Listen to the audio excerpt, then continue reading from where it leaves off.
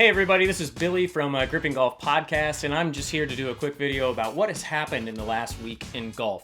Before I get started, I wanted to mention that we just had an episode with Jason Hyland, who is the CEO of Sub 70 Golf. Go ahead and check that out.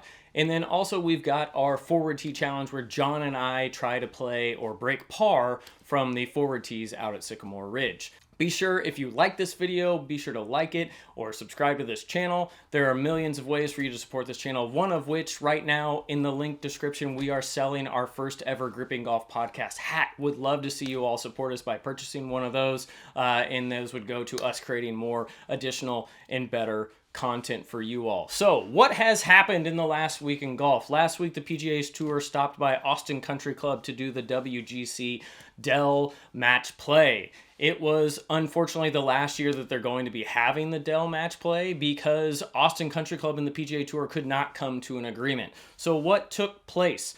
Sam Burns took on Cameron Young in the final match, and then in the consolation match, we had Scotty Scheffler and Rory McIlroy. I will have to admit that the WGC-Dell Match Play Championship is one of my favorite events of the year because you get to see a ton of golf.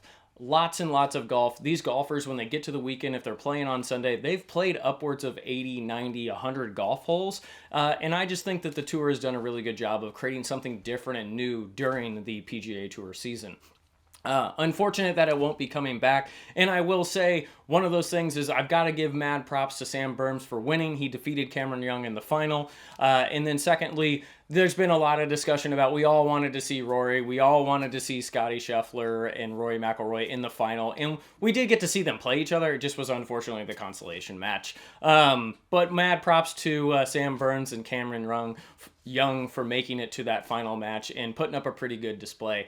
Sam Burns did go on and defeat Cameron Young 6-5, which is pretty uneventful. And watching the event over the weekend, gosh dang, Sunday morning was incredible. It was just such a fun event to watch. They both went to extra holes. The matches between Rory McIlroy and Cameron Young, and then the match between Sam Burns and Scotty Scheffler both went to extra holes, which is pretty incredible to see that happens.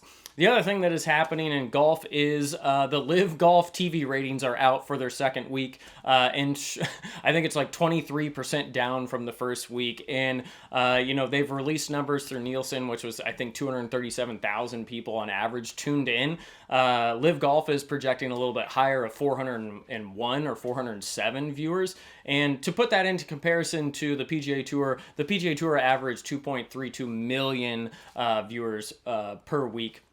And it's really nothing. I mean, comparable. Like Live's got a long ways to go. I think Live is an interesting concept. It's going to be here for a while, but is it going to stay around? Only time will tell. Again, thanks for tuning in. Be sure to check out our latest episodes of Gripping Golf Podcast.